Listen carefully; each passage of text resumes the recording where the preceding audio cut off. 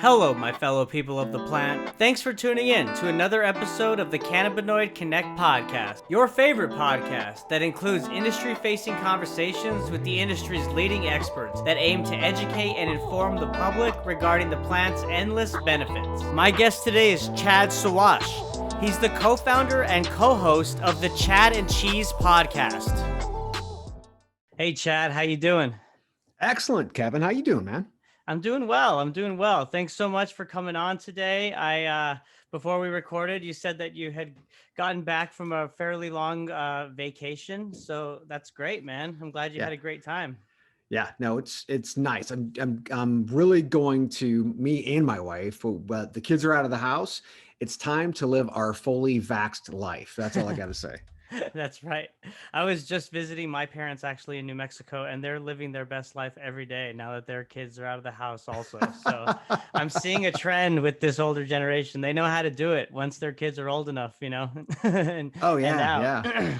Yeah, it used to be like the guilt, right, of parents to be able to create money for their kids and the house and all this stuff, and now it's like, we teach our kids, it's like, look, we're going to teach you what you need to know.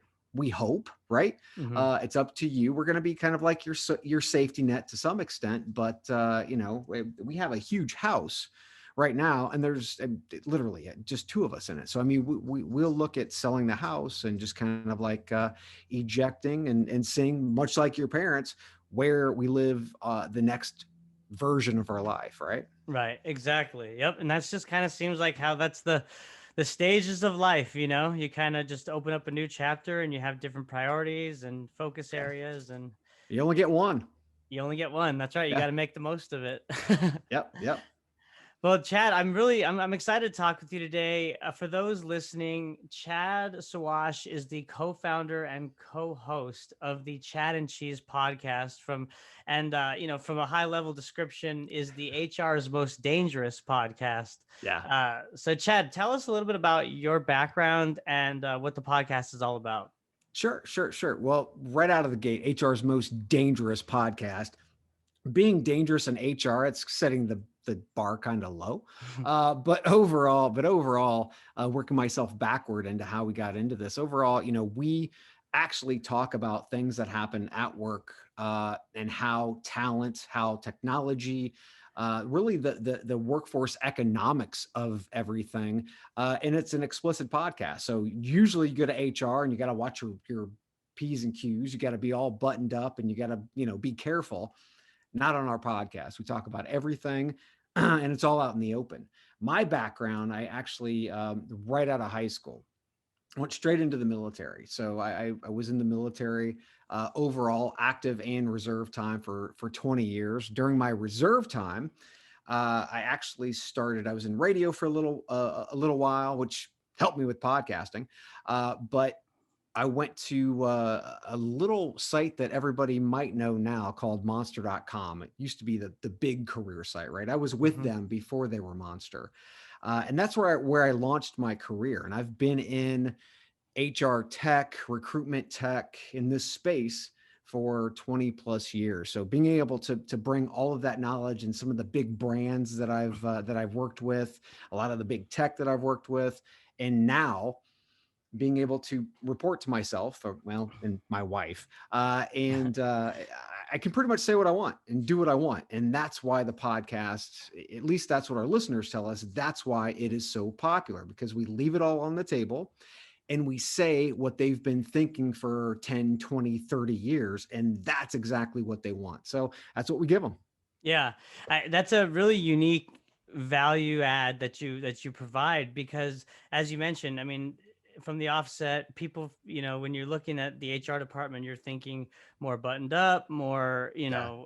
following the rules. But in some cases, I mean, I've met HR professionals who are complete opposite, and they kind of embrace, at least they follow the structure and the policies and the guidelines of the company, but themselves personally, they're fun people, Yeah. so Yeah. I wouldn't generalize in that sense all the way through. But one thing that I think is interesting when it comes to the topic of HR and its relation to cannabis legalization is, I've Mhm. joked online about the HR department is going to have to at some point explain to its workers why smoke breaks are just for nicotine in the coming years, Oh yeah, because yeah, there's different states that are coming online, and that's just, of course, a high level example. But Chad, let's talk about the conversation of cannabis legalization, cannabis use, yeah. prior use in the workplace. I mean, we'll kind of kick it off there. What are you hearing as this shift is taking place?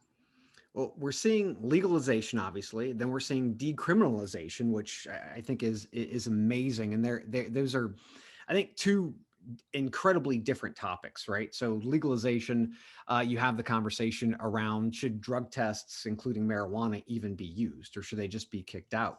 Decriminalization, being able to ensure that those individuals who did go to jail or they were convicted of a again a crime at the time, which we personally all know is bullshit, they get expunged of that. So therefore, they have a better opportunity to have a career, right, and to be able to make money for their family, Right. and live this quote unquote American dream that everybody talks about. That's so damn hard to find. Hmm. Yeah, I'm so glad that you brought up the social equity, restorative justice component, because I've had state senators on the podcast previously who have shared stories of gentlemen that they've known, who have been in telemarketer positions for the past 4 years, or low skill, low paying jobs, just because of the fact that they had a prior cannabis related offense when they were 19 years old. Yeah, And yeah, that's been on yeah. their record since then. So, and they're one state senator asked, well, why have you been doing this for so long? He said, they leave me alone. The Yeah. fact that I can have a steady job that pays and they don't give me any trouble, because it's such a problem. It's been a problem in their life ever since that happened way back when. It's Exactly, ridiculous. exactly. Well, and again, not to mention, you know, the being a kid, let's say, and you're legal age, you're 18 or you're in your early 20s, and you get nicked with it, right? Hmm. How long does that actually last with you? That's before you had a family. That's before you had responsibilities, right? So yeah, again, I mean, my whole kind of like methodology of thinking through things is, we only get one of these. What can we do to be more human, to help these individuals out, right? To be Hmm. able to ensure that, again, the decriminalization, ban the box. I mean, these things are incredibly important to people in our community. And that's one of the things that we don't think about, I think, enough is community, right? We think more here in the United States about rugged individualism and how I can make more for me, right? Hmm. And overall, that doesn't help our community, which, I mean, to be quite frank, we all fund each other in the lifestyles that we live in some form or fashion. Hmm. Oh, and I just think, like, I can't imagine how many highly skilled and hardworking individuals have been denied employment because of their maybe current use of cannabis, or previous use in the past. And so, Yeah. as we're both in agreement of, like, these protocols need to change, is there any rewriting of these protocols by employers? Are you kind of seeing a trend in that direction, or not much yet? Well, Amazon have, from what we've actually seen in news release, and actually on their website. So if you go to the about section on Amazon, they just posted that they are stopping testing. Oh, I mean, Right, right. blanket for marijuana. So those are, I think those are big pushes by big brands and big initiatives by big brands. Not to mention, it's fairly opportune that they're doing this right now when they really need people, right? So I think there's kind of like an opportunity cost that happens there when Sure. when you have this test, and people who are smoking marijuana, they can work in your warehouse, for goodness sakes. They can do so many different things. It's not like it's not like they're different from us, Right, right? right. And not to mention, I mean, you talk about the opportunistic kind of angle maybe that Amazon's taking. Not to mention that, once federal legalization does pass, whenever that is, that we'll be in a position of interstate commerce, right? And Yeah, so yeah.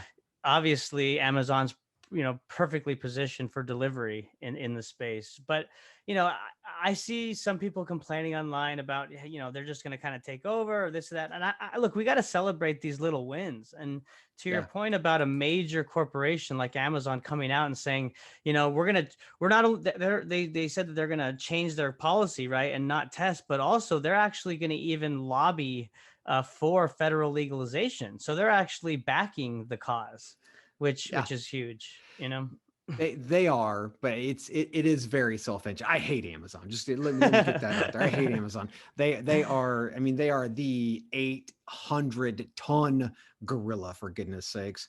And they do this for themselves. Yes, it's good for PR, it's good for optics, but yes, I agree. This is a good thing, even though I hate that brand. They don't pay their people enough. They're pissing in bottles because Right. they're on the line and they can't get off because they don't have enough time. They can't bathroom breaks. So I mean, yes, okay, I would put all that aside. Yes, we need those big brands making those big moves. I think it's sad that we've come to that point, that we've got the states leading the charge, right? Because we're seeing more and more become adult Mhm. use or move to medical cannabis. And then Right. you have private institutions like Amazon, they're stepping in. And I'm just sitting back going, well, where's the federal government playing in all this? Well, yeah. It's almost like they're really just kind of sitting back until the last hour to make a move until they're forced to do so, you Yeah, know? yeah. Well, that's what happens when you have a coin operated government. When lobbyists, I mean, as soon as the marijuana lobby becomes as big as some of the individuals or the lobbies that are pushing against them, then the discussion, because it'll mean something to the politicians. I mean, I hate to say it, but here in America, you know, nothing moves Right. because we have lobbyists on K Street who are actually making the decisions. They're writing these bills, they're doing these types of things. And we put people in power who, we think are good people. But unfortunately, with power comes great responsibility. And a lot of them just, they can't handle it. They can't handle it, and in most cases they're not doing the right thing, right? And I mean, to your point of lobbying, that is just something that has delayed progress in so many ways, specifically for cannabis. I mean, you have a large majority of people, I think what we're at now at 96% overall support for cannabis legalization, people Yes. talking about its efficacy. And Uh huh. we still are hearing these, you know paid for research reports, or talking about, is it harmful, is it this, is it that. I mean, it's kind of, and I don't want to say that of course it's all good and roses. Of course there's adverse effects with cannabis. It's an external substance, but the pros far outweigh the cons. Oh, yeah. And Yeah. I'm just kind of tired of reading that propaganda. um, Getting back to the workplace and cannabis, I'm curious, what have you heard in terms of the comparison between, say, an employee who abuses alcohol compared to an employee who uses cannabis? I mean, is that even a discussion? Because alcohol is so accepted in society compared to cannabis right now. So what is the feeling there? It is because it was demonized for decades, right? So I mean, that's the thing, is that we have to get off this propaganda trail that we've been on for decades against marijuana and marijuana use, and that alcohol is okay. So overall, I think from again an employer's standpoint, they can start having the discussions that were really hard to have before when it wasn't legal, Hmm. right? They can have, like, again, the Amazons of the world or what have you. They can start having those discussions. And then when you have, like the state of Illinois, who decriminalize and expunges, the convictions, that presses and challenges employers to make those discussions happen. Not to mention, when you're talking about a market that we are in today, where it's hard to find people. There Right. are so many companies that are they're just trying to get their job done, no matter what that might be. I mean, and this is all levels of companies. I think this in itself, much like the Amazon example, is almost the perfect storm to get those companies to set up standard operating procedures that nix all of that marijuana bullshit that they had ingrained in their system for years. And you're right, alcohol, the substance itself, right? If somebody came to work and they smelled like it, they get sent home. They might Mm-hmm. get written up, right? Somebody smoking marijuana, more than likely to get fired. It's Right. the impact is much different, obviously, to that individual's life.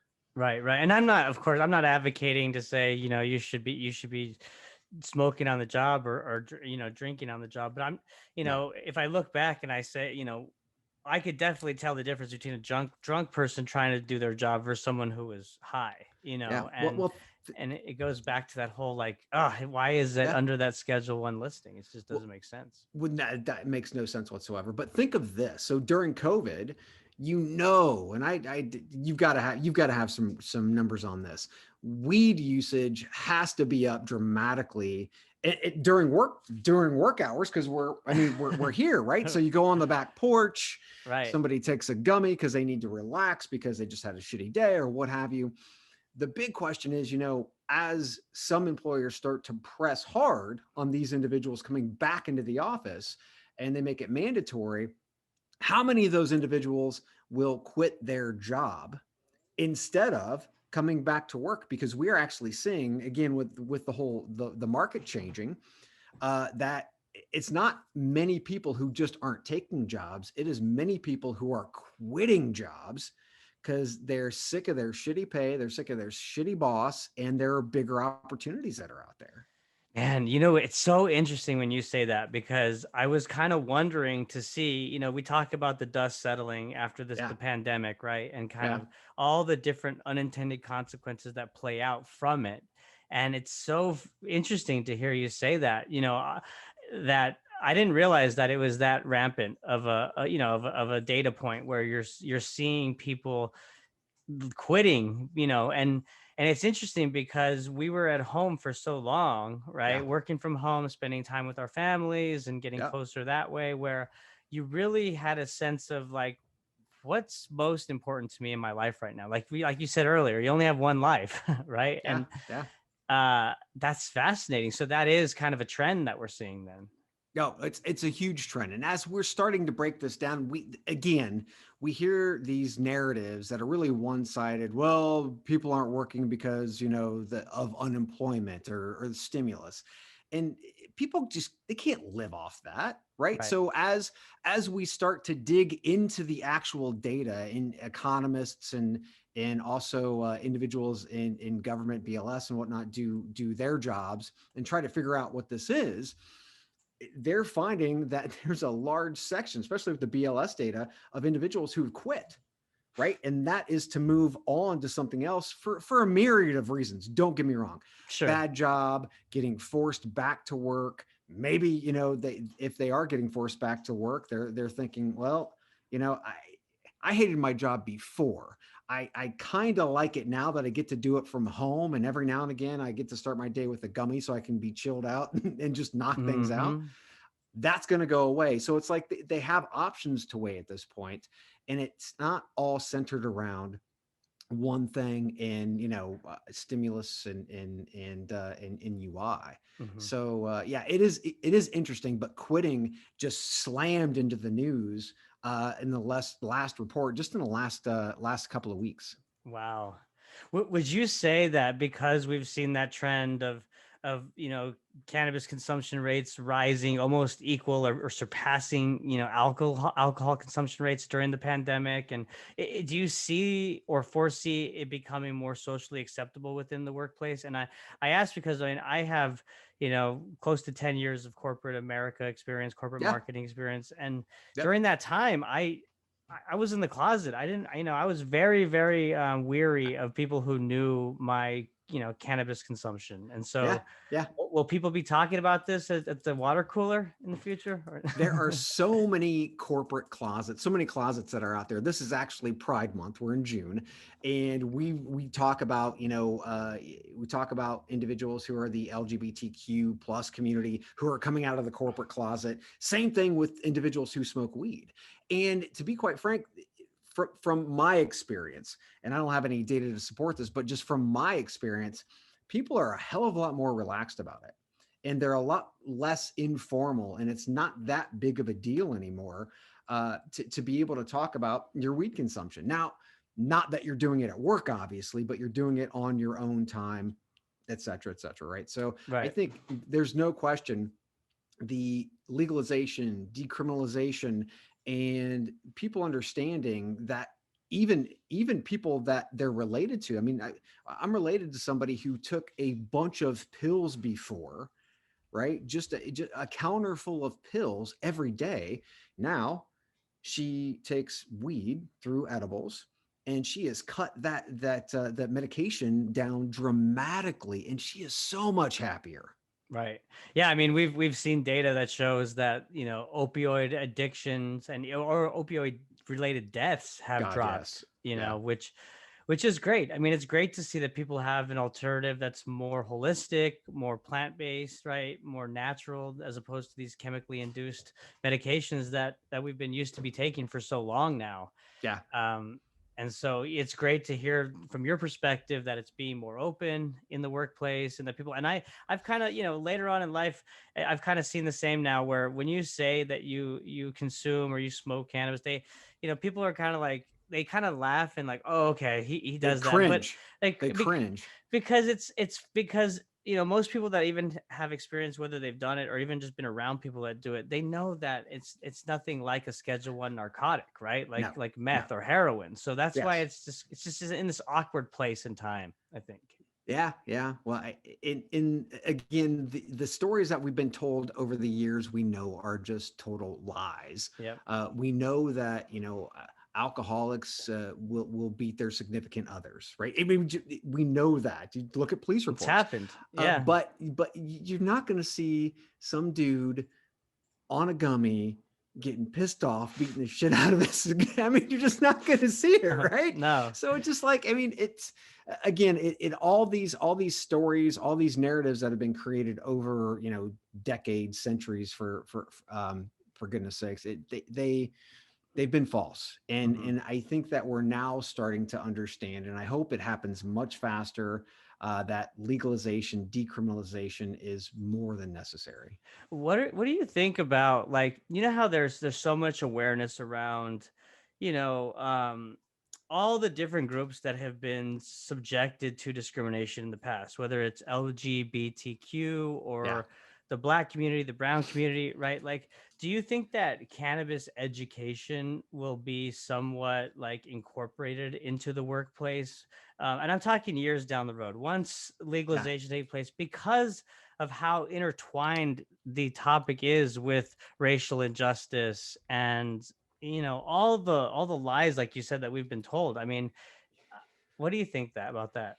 we, we have a problem in this country of whitewashing things, right? So it's more like we'll just go ahead and we'll make these rules over here and we'll decriminalize and we'll legalize, but we don't want to tell the story about how we fucked a bunch of people, right? So Mhm. I currently we're going through obviously racial justice is incredibly used. It should have always been, but now we're hearing about being able to teach more of our history, good, bad, and the ugly, in schools, and there's still backlash, and again, we as Americans have been pretty much tuned and programmed to think that we can do nothing wrong, we're the best in the world, beat your chest, those types of things, right? So we don't want to take a look at what we did wrong. We like to whitewash things and sweep them under the rug. So it's my hope that we Right. get a chance to do that, but I'm just knowing our history and our behavior, I don't see it happening. Yeah. I mean, I want to be hopeful, but I totally see your point. And, what is the encouraging thing is, like, right now, while there's talks, because we haven't seen any action yet, but while there's talks at the Senate level of, introducing a bill, they're really focusing on it being comprehensive, in that it includes the restorative justice component, the social Yeah, equity. So yeah, at least at the federal level, when it happens, we don't know when, but they're thinking about that. So that is encouraging. Just I say for the listeners of the show, look at what's happening with critical race theory right now, okay, and see how hard that is for people to get the truth out there. This is going to take the pretty much the same rails. Mm-hmm. Yep. I think you're right. Everything in time, though. I mean, the truth comes out eventually, right? So Yeah. all we can do is continue to do what we're doing and just, having conversations that add value to the audience. So, Chad, I've enjoyed talking with you. As we wrap up, is there anything that you want to leave the audience with? Yeah, I just want to thank you for giving me the chance to come on and talk about, the workplace, which isn't always exciting, but to be quite frank, it's been exciting during COVID because we have seen a fundamental change and evolution per se, for all of these jobs for all of these years when businesses said, you can't do that from home. That has to be done here, right? We are starting to open our eyes racial justice wise from decriminalization and legalization. I think this is an incredibly exciting time in our history. And I would say, don't be that person who is on the bench.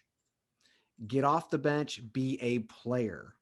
Get out there, legislation, help push it, door knock, uh, parades, whatever it is, be there and be a part of the movement. Don't be that person that has been sitting on the bench. You might have had your hand up saying, yeah, let's go, but that's not enough. We have to be participants.